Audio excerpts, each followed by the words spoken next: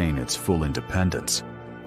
The Sultan's court was a hub of international intrigue, receiving ambassadors from Queen Elizabeth I of England and the kings of Europe. This was a time when the Moroccan navy was feared from the coasts of Sale to the English Channel, protecting its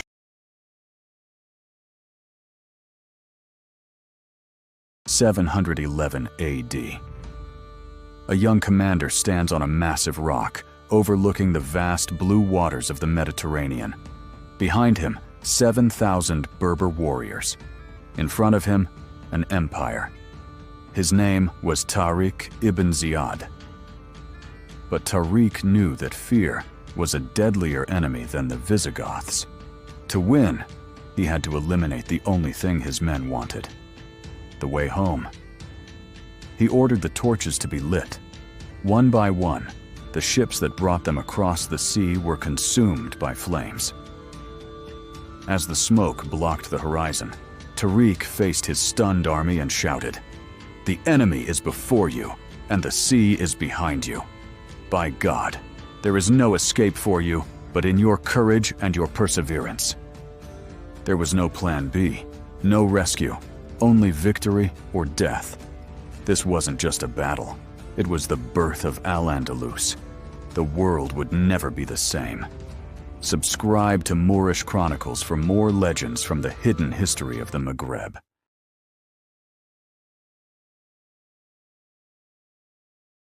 July 711 AD. The fate of Europe hangs by a thread. Tariq ibn Ziyad stands on the banks of the Guadalete River with 12,000 men. Behind them, their ships are ashes. In front of them, a nightmare. King Roderick has arrived, leading a massive Visigothic army of over 100,000 soldiers, a wall of steel, horses, and gold that stretches as far as the eye can see. To the world, it was a suicide mission. To Tariq, it was the only way to paradise. The earth trembled as the two worlds collided. For 8 days, the air was filled with the scent of blood and the screams of the dying. The Visigothic heavy cavalry smashed into the Berber lines like a tidal wave. But then, the unexpected happened. Within Roderick's own ranks, betrayal was brewing. Disgruntled nobles, weary of the king's tyranny, abandoned the battlefield.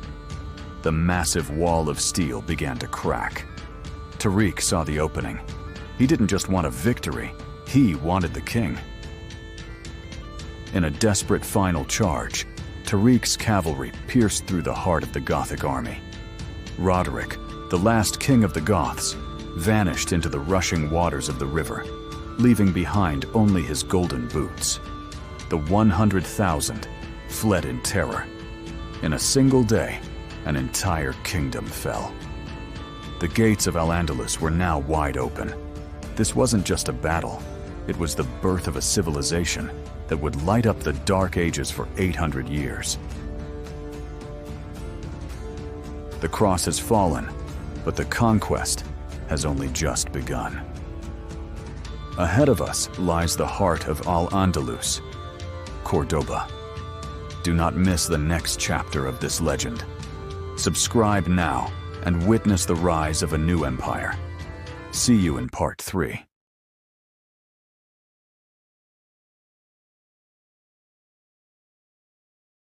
The ships were gone. Behind them, only the cold sea. Before them, an empire of steel. Tariq ibn Ziyad looked at his 12,000 men, mostly Berbers, fueled by a new faith. He wasn't just a general, he was a man who had deleted the word retreat from history. Word reached the capital. King Roderick was furious. He gathered a force the likes of which the peninsula had never seen.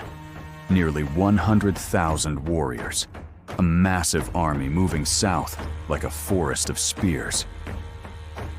Roderick didn't just march to war, he marched in a parade of arrogance.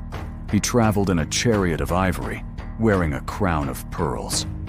He viewed Tariq not as a conqueror, but as a minor nuisance to be crushed under his golden boots. July 7/11. At the banks of the Guadalete River, the two worlds finally collided.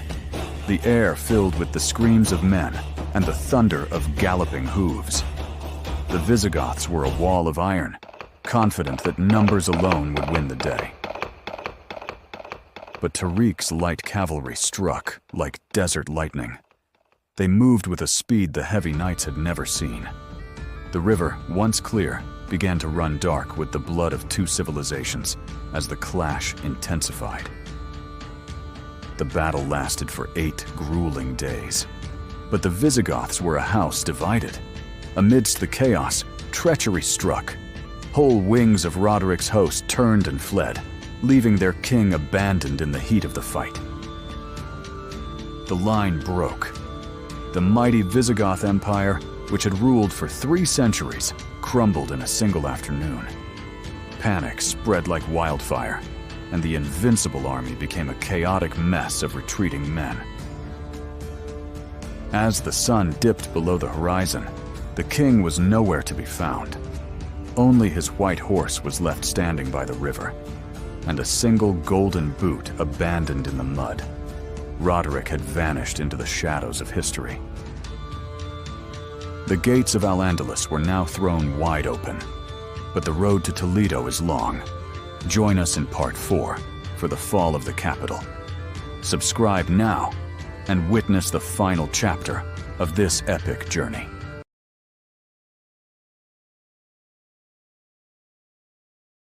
The Battle of Guadalete was over. King Roderick had vanished, and with him, the entire leadership of the Visigothic kingdom. Tariq ibn Ziyad stood on the blood-soaked fields, realizing that the gateway to Europe was wide open. But a kingdom as vast as Hispania wouldn't fall in a single day. The survivors had retreated to the shadows, and the great cities of the north were preparing for a long, bloody resistance. Tariq knew he had to strike while the iron was hot. He couldn't give them time to breathe. Against the advice of those who feared the unknown interior, Tariq made a bold strategic move. He split his army into 4 divisions. One headed for Cordoba, another for Malaga, and a third for Granada. But Tariq himself took his most elite 7,000 cavalry and rode directly for the heart of the empire, Toledo. The journey was grueling. They crossed sun-scorched plains and treacherous mountain passes, moving with a speed that defied the military logic of the time. Every village they passed was a gamble. Would they surrender or would they fight? When the walls of Toledo finally appeared on the horizon, the city was already in a state of terror. The legendary City of Kings was thought to be impregnable, protected by the deep waters of the Tagus River. But as Tariq's scouts approached, they found something unexpected. The gates were not locked in defiance. Inside, the nobility had fled, taking what they could. The remaining citizens, tired of the old regime, chose survival over a hopeless siege.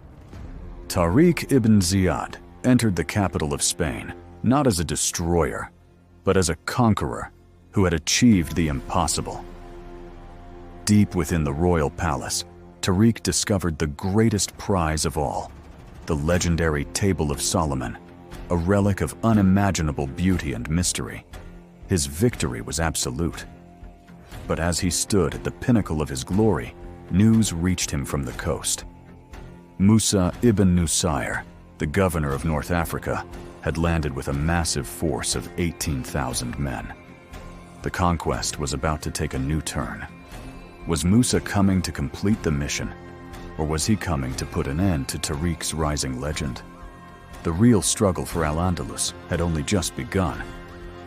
Tariq ibn Ziyad had done what many thought was suicide. He didn't just defeat an army, he brought down a century-old empire in a single campaign. But history is never simple. As the gates of Toledo stood open, a new shadow was cast from the south. Musa ibn Nusayr was coming, and with him, a tension that would define the future of Al-Andalus.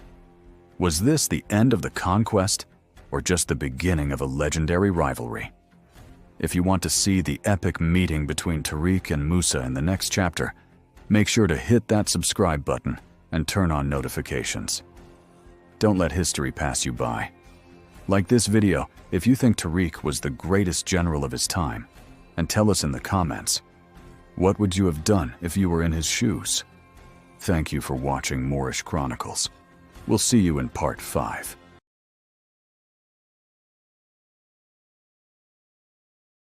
The capital has fallen, but the conquest is far from over. As Tariq ibn Ziyad secures the heart of Spain, a powerful figure crosses the sea to claim his share of glory. The master has arrived. Musa ibn Nusayr, the governor of North Africa, lands on the Iberian shores with 18,000 fresh warriors.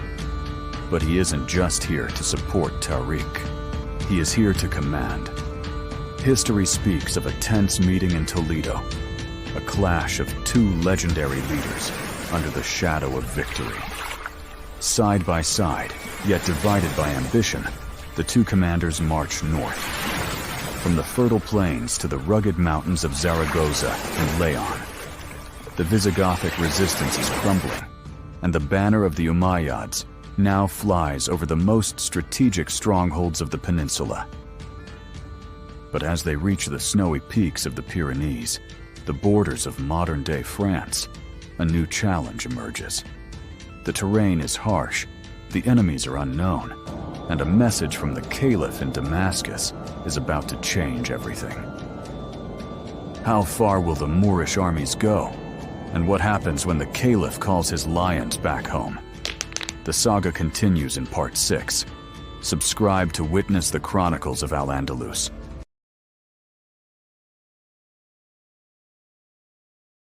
At its peak, the Moroccan Empire was the envy of the world. Under the rule of Ahmad al-Mansur, the empire reached its golden age. This wasn't just about military might, it was about wealth that defied imagination. The legendary El Badi Palace in Marrakesh was encrusted with gold, turquoise, and Italian marble, a symbol of a nation that held the keys to the trans-Saharan gold trade. From the salt mines of the north to the gold fields of Sudan, every caravan paid tribute to the Sultan. Morocco was the bridge between the riches of Africa and the markets of Europe. But power wasn't only found in gold, it was found in strategy. The Moroccan Empire was a master of diplomacy, navigating the treacherous waters of the Mediterranean. It stood firm against the Ottoman expansion, being the only North African power to maintain its full independence. The Sultan's court was a hub of international intrigue, receiving ambassadors from Queen Elizabeth I of England and the kings of Europe. This was a time when the Moroccan navy was feared from the coasts of Sale to the English Channel, protecting its shores with an iron fist and a sophisticated fleet. Beyond the battlefield, the empire was a sanctuary for knowledge. While Europe was emerging from its dark ages, the universities of Fes and Marrakesh were pulsating with life. Mathematicians, astronomers, and philosophers gathered under the arches of the Al-Qarawiyyin, preserving and expanding the wisdom of the ancients. The intricate architecture we see today, the zeliga, the carved cedar wood, and the majestic arches, isn't just decoration. It is a mathematical language, a visual representation of an empire that valued beauty as much as it valued strength. Like all great suns, the empire eventually saw its sunset.